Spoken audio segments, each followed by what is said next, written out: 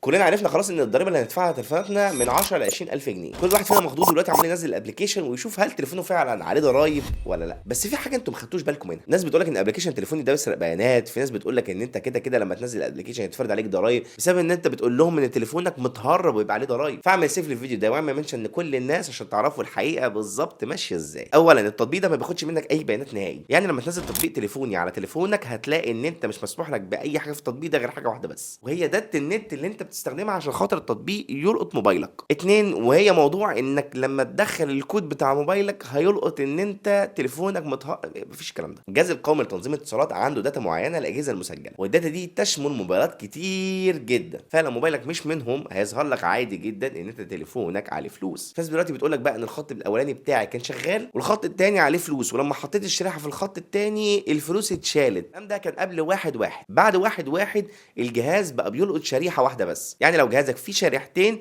فالشريحه الاولانيه لو كانت شغاله قبل يوم 1/1/2025 فالشريحه التانيه تلقائي معلهاش اي حاجه حتى لو كانت اي سيم. اخر حاجه عايز اقولها لك ان الموضوع ده للتليفونات الجديده، ما تجيش تجيب لي تليفون من 2021 و2022 و2023 وتيجي تقول لي انا عايز اكشف عليه دلوقتي. ما هو يا ابني ما انت شغال بيه كده كده اصلا وحاطط فيه خط. طب بالنسبه دلوقتي لو انا جبت مثلا موبايل من بره وجاي بيه هيتفرض عليا الرسوم دي؟ الاجابه لا. لو انت جايب موبايل فعلا موبايل شخصي ليك انت او موبايل واحد بس جاي بيه من بره مش هيتفرض عليه اي ضرايب ولا اي حاجه، هتدخل بيه عادي جدا من المطار المصري وانت داخل. بس كده ما تنساش تعمل لايك للفيديو ده، تعمله سيف وتبعته لكل الناس عشان تخلوا بالكم من الحاجات دي.